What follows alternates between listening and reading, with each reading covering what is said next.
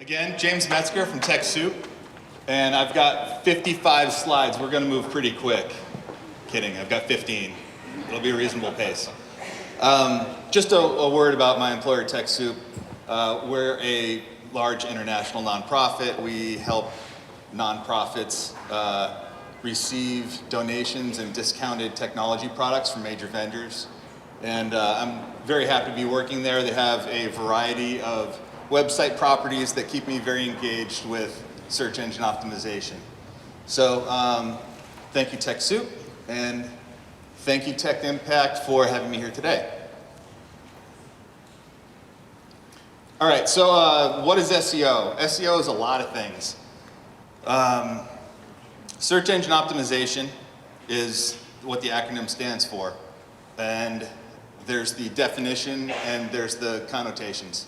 What most people think of when they think of SEO is when I do a search on a search engine, am I going to see my site show up as the top result?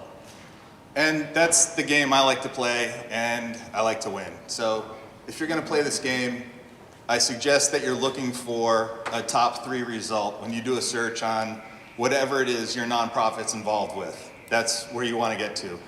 The top 3 results on a search engine page are going to get about 80% of the traffic. If you're not top 3, you're an also-ran. So we're going to talk about some specific things that will hopefully help get you a little closer to the top of the pile. There's a lot of different facets that go into the presentation of your site in that search engine result. So I'm going to talk about just a limited number of those things. But before I get going, let me just do a quick little audience poll to see where it is that you folks play in your organizations and where you are in terms of your involvement with websites. By just a quick show of hands, how many people here own a domain name? Okay. And how many people have taken that domain name and built a website around it? Good. And how many people have search engine results for that website that are in the top 3? Okay, so there's some people that have been successful in this endeavor. When we get to that top 3 spot, out of those people still with their hands up, how many of those top 3 results are for search terms that don't include your brand name? Okay, so we can see how the hierarchy rolls up. It's pretty easy to get a top result for a search that includes your brand name or a specific product or service that you might offer if it's got a very unique name that no one else is really competing with you for.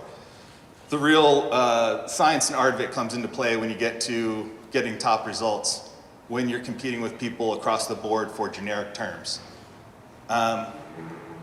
Why is it important? I think we covered that. You want the traffic, you want the conversions, you want people to become aware of your brand and engage with you. Organic search is going to provide that for probably the least expense of any other way to get the message out about your nonprofit. We're going to talk a little bit about how search engine reads a web page. So that's why this is called Think Like a Search Engine. When you leave here, hopefully you're going to recognize the difference between how we view a page visually and how a search engine is going to read that page. We're going to talk about specific areas of the site related to copy. Another quick poll, how many people here are on the technical side of what they're working with on their website? Okay, we've got some technical minded people. How many people here create content? A lot of other people.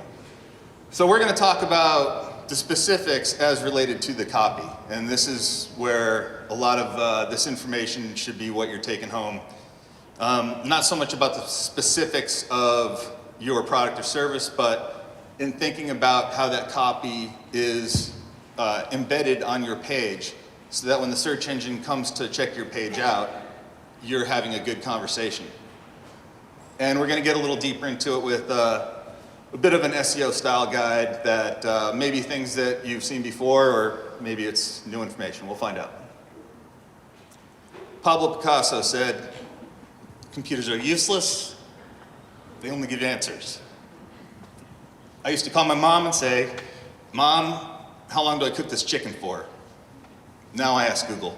So, those are the kinds of answers that we're looking for. People are asking questions all the time in their search engine. Hopefully they're asking about what your product or service is, and you're gonna show up on top. Some people think that the search engine is smart, that it somehow intuits what is going on with your website, and it's going to interpret what the question is that the person is searching for. Not really the case. It's pretty straightforward. The search engine is going to understand what you tell it, and it's going to align that to what the person's searching for. So the trick is that alignment from beginning to end. So we got to understand what language the search engine speaks. If I'm a search engine and I look at this wonderful piece of multimedia right here, I might think, I don't know what that means, I don't know what that means, I don't know what that means, that, or that. Hands-on tech, a SCVN program, some other stuff, right? Meaning, the search engine speaks text for the most part. So the copy people should be very happy about that. There's ways that you can tell the search engine what all these other things are. We'll touch on that. But just for the most part, realize that search engines speak text. There's a couple different languages that are very text-like. HTML is one of them, XML is another one. But not many other file formats are still read by search engines. Some PDFs maybe, they're very text-based. But this video that's being shot right now, probably no search engine's gonna be able to figure it out for at least another 20 years when they get into all kinds of different things in those file formats. But today, it's about text. So what's the search engine do to align the searcher with the presentation of the best result for that question? Search engines do three things. We take these things for granted, but we need to think about them to think like a search engine. So the search engine is going to crawl the site. When it gets done crawling that site, gathering up all the text that it can, it's going to organize that information into an index, which is a really big database that the search engines keep. And on the flip side of that, when somebody asks a question, it's going to look at that index, and whatever comes up closest to that question is going to be presented. Very simple. We all do this, hundreds of times a day maybe if you're very involved in online research, but we don't really think about the process and how we're embedding this in our process for creating a website. So this is an example of what an index of a page might look like. All websites are basically read the same. You're going to have an address. You're going to have some interesting information about that address. You're going to have a title for the page that's scanned. You're going to have a title length in characters and in pixels now for mobile. And the set of things that are read goes on and on. But basically, it's an organized, top-down text interpretation of what we see as a website. So for the copy people, and again, let me stress that there are hundreds of different ways that the algorithm for search engines work. There are lots of different ways to slice up what that final presentation is. They consider things like the time that your URL has been on the web, the number of pages of content. These things go into categories as high level as what they call domain authority. And then we get into things like on-page optimization. And this is really what the rest of the information is geared towards. Because the technical side of things, you're going to assist your organization greatly by learning to speak in the language of the people who do work on it. Some of the people that work on the technical side, they might be graphic artists. They might have other specialized skills where they don't necessarily think about SEO all day. Their biggest concern is probably not going to be the search engine result presentation. But that's the business manager's concern or the development manager's concern.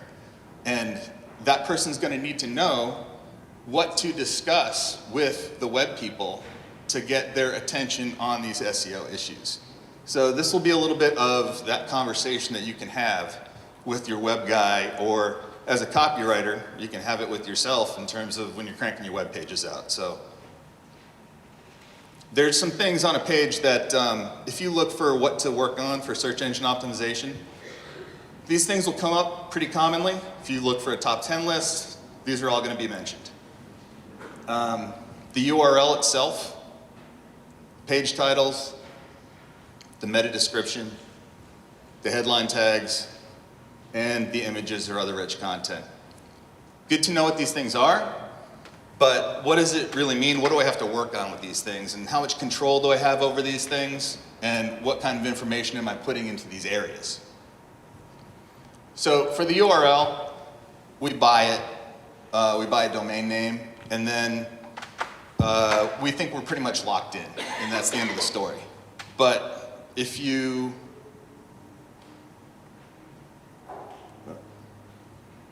little preview there. There we go. If you look at the address, the URL, it catches all those addresses, right, when it's crawling the site. The things that happen after the domain name, those are the names of the pages. So that's a place where we can put some information about our product or service that we think the person might be searching for. If we have a content management system that, let's say WordPress is very commonly used, easy to use content management system, you have some options there in terms of the page names that it's going to give your pages once you create them, or you can customize pages. You might think about customizing your page names to be something other than blog post 324.26j HTML, which probably not too many people are going to search for. You might think about calling the page security, if you've got security products on that page. So the URL is something that includes the page title. You've got control over that as you're creating these pages and creating this content. It's a good spot to think about where to include some information about what the page is about. And whatever that idea is on the page, that one idea, who was it in, what was that, City Slickers, right? What that guy said, you just gotta know that one thing, right? So you gotta know that one thing for the page. That would be really helpful. If you wanna get to the number one spot, you don't want to dilute your ideology about that page. For starters, just come up with that one thing and have that one thing resonate in all these different 5 touch points, okay? So what was the City Slicker guy's name? Curly, right. So think of Curly, that one thing, and have it repeat through these 5 different places. So you got the URL, it includes the page name, and then the page title also is another place where you can put that same information into. When we go back up to the scan, I'm not gonna go through all the slides again, but you've got that column where you've got the title specified. It reads the title on every page in your site. It crawls through the site, grabs all those titles. When people go searching for whatever that thing is that you do, saving, puppies or sheltering, whatever your nonprofit is, working on, put it in the page title. Customize that. The meta description is an interesting one. Meta description also is something that's displayed in the search engine result. We'll show that in a second. But when you do a search on Google, next to the URL that comes up, the thing that prints out after that, that's the meta description. So that's something that not only the search engine's gonna scan and index and align with this other information to compare your site to all the other sites that you're competing with that top space for, but the meta description is going to be seen by a person when your result comes up. So when you see that meta description, you don't want that to be machine generated, gibberish about that page. You want it to be something that includes a call to action.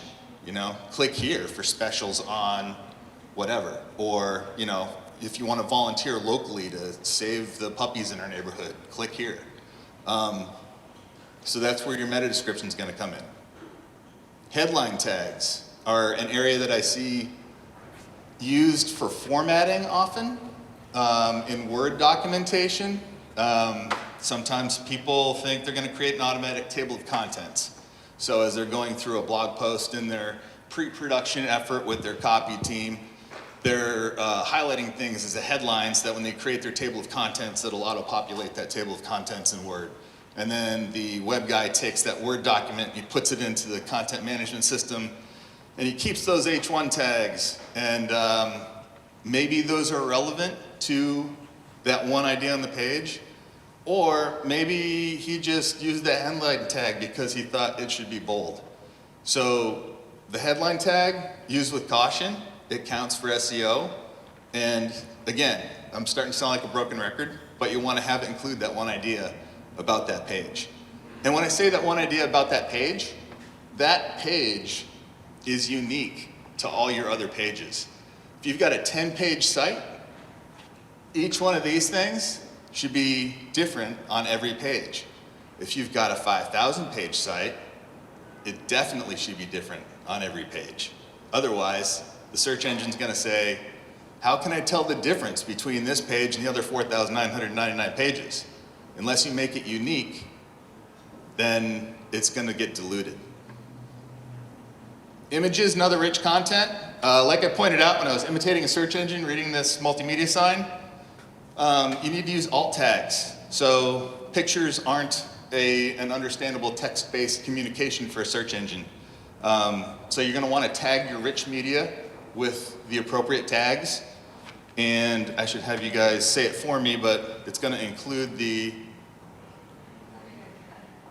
not loud enough, but you got the idea. All right, so where are these things on the web page?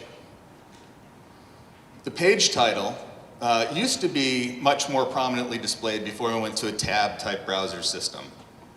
Page title's up top and the top of the tag. These days, when people open up a bunch of tabs and you've got 5 tabs going across your browser window, that title tag gets really, really squished and probably not readable. So my attitude about the title tag is, since it's less readable by people more often these days, I really look for the search engine to make the most use of it. And I will put as many keywords and relevant words into that title tag as possible. Doesn't necessarily have to be a human readable sentence. It can just be a string of ideas that are all related to that page, as we've covered. We all know where the URL is, it's in the address bar. One thing also I want to talk about is what's good for the search engine is often good for the impression on the reader as well. So as a reader, if I look at this page and I'm trying to figure out how to manage, how to choose software to manage my church services, and I see it in the title, and then I see it in the page, and then I see it in the headline in the H2 and the H1, I might be impressed with this group, thinking they might know something about this topic, because they seem to be very aligned and consistent with their presentation. So what's good for the search engine is often good for the reader as well. So there's most of the information we talked about, but I don't see a meta description here. So that's the one gotcha, is that the meta description isn't usually displayed on the page, but we do see it in the search engine result, as I mentioned before. Not quite sure why I was thinking screaming blue monkeys would be the right thing to show today, but I didn't know it was actually a cocktail. So screaming blue monkeys, there you go. It's going to show up, people are going to see it. That's why you want to have your call to action in there. You want to inspire people to click that page. So, put some good information in there. Now these are the specs. This is the part where oftentimes a less technically interested person's eyes will completely glaze over. So just to go through them quickly, and they're going to post these slides later, so don't worry too much about taking notes on all this, and it's very small to read. But just understand as a guideline, there are some rules about how much you can put into these different areas. So with the URL, there's a maximum of 115 characters. All day long, I've got a website, a bookmarked, that's a JavaScript character counter. I grab things, I throw it in the counter, I hit the button, it tells me how many characters. And when I'm working with a big site, I'll use a tool that, like that index I showed you a few slides back, it lists all the character lengths of all my titles, so I can quickly do a sort and find the ones that exceed 115 characters. If I can figure out a way to, if I've got a site that has large portions of the site that are beyond 115 characters, I think to myself, why is that? A lot of times you'll look at the URL and you'll see that there's a folder structure or some organization to this site that's added characters to that URL length. And then I'll work with my development team on, hey, how can we get this 145 character URL down under 115 characters? And so there's times where you can take advantage of the system working with your development team and eliminate large chunks of characters to get that tag under 115. Seems like a very picayune detail, but that's really what SEO is. It's hundreds of little details. And when you pay attention to them and add them all up, you're gonna get results that way. Content is king. Content has weight to it. Content is like SEO gravity. But if your content is buried under a site where your URLs are all 145 characters, it's gonna hurt. That's another thing too, if you didn't realize, as far as SEO goes, it's either a penalty on your site or it's a positive. Exceeding these limits that are up on the board right now, you're getting penalized. So you can look at it two ways. You got the carrot and you got the stick. You want to stay under 115 characters or whatever the spec is and work with the engine because it's trying to fit things into its format. Page titles, they've got their own character limits. I'm not gonna go through all of these right now. I think you guys will all get into this later if you really want to. But the general theme is the same. You want things unique, you want things to meet the spec, and you want that unique presentation to match that one idea throughout these different areas. So for a content person, focus on the things that you can actually affect. Some content management systems don't let you get to the meta description, or they might not let you customize the titles or whatever else. You're gonna have limitations in your system, figure out what those limitations are, work with the things that you can work with. So, in terms of copy, we talked about it. One thing we didn't talk about is the language level that you're using. So, when it comes to writing copy in these specific 5 areas for on-page optimization, think about writing at a very low level in terms of grammar. You don't want to put things in there that are too technically specific or complicated. Think if you had 70 characters to tell a 3rd grader what this page was about, you want to think at that level. You'll reach an enormous part of the market thinking down to a common denominator there. Write things in a simple subject and predicate format. Sometimes as marketers we want to write creative, catchy titles that are clickbait. You want to entice the reader with your social media to learn more. That's not the case with search engine optimization. The search engine does not understand jokes, has no sense of humor. Yeah, it's really, like Pablo said, they're just not that smart. So you have to think about these 5 specific areas as a very low-level, straightforward way of communicating with a very, person that needs straightforward information. One thing that's coming up more and more these days is trying to address the intent of the searcher. So if a searcher is searching for information on paint, how to paint a house, or they search for oil outdoor house paint. Search engines are now trying to step up to that level where they're going to try and assess the intent of the searcher. So they might put results back like best methods for how to paint your house as the top results. So you can start to think not just of the exact keywords that you're going to want to embed, but what the intent of the searcher is. And that should help you call out what that one idea is that you want to populate through those 5 different areas. As I said, don't get punny, things like that. So the things that I've covered are 5 of the most basic on-page SEO segments. It's real easy if you're interested to go out and do a search on a top 10 list if you want to go there.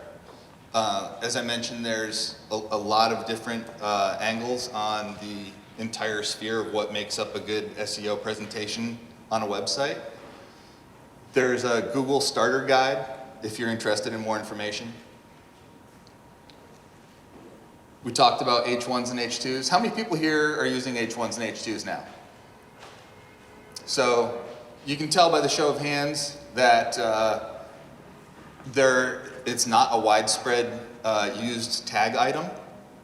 So you can think about the advantage it's going to give you if you start using an H1 properly tomorrow. If this show of hands was representative of the people in the market that are using that tag, and the search engine has to choose between sites that are using the tag and those that aren't, the ones that are using it are going to win.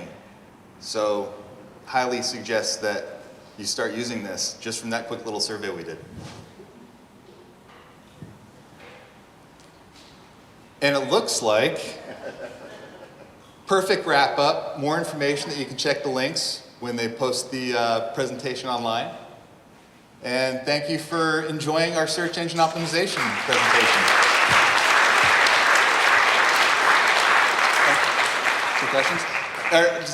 Are there 1 or 2 quick questions that anyone have? Yes.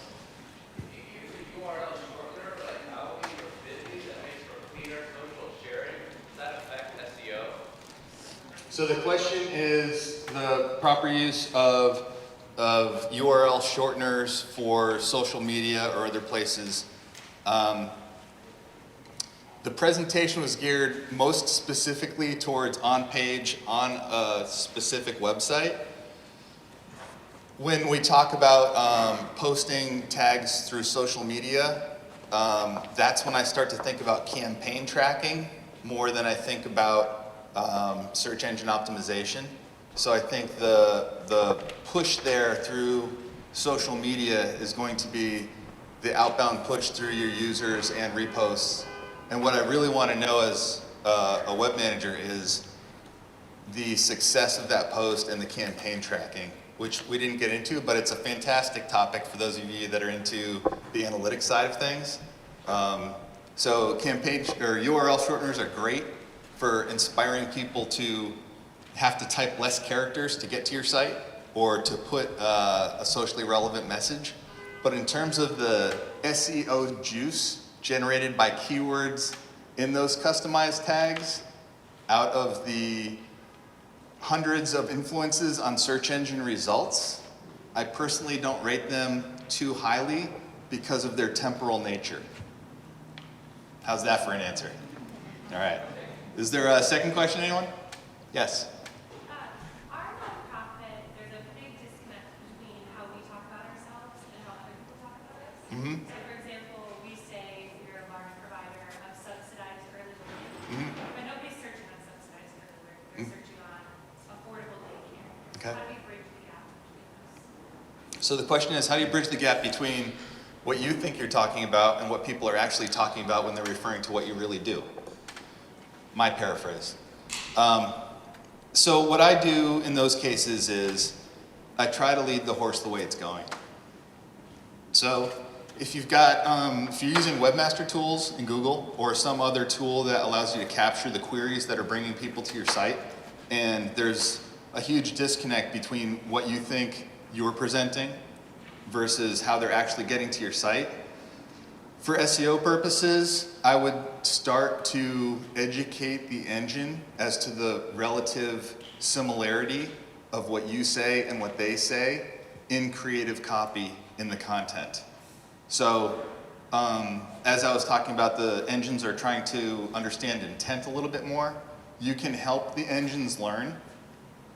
For example, I was contracted with a medical technology company that had a technology they referred to as OCT. It's optical coherence tomography is the acronym. It's a eye scanning device. Anytime I searched for OCT, when I started there, I would get all kinds of references for the month of October. Makes perfect sense, right? So I had to educate the search engine that OCT, optical coherence tomography, is what should be displayed when someone searches for OCT.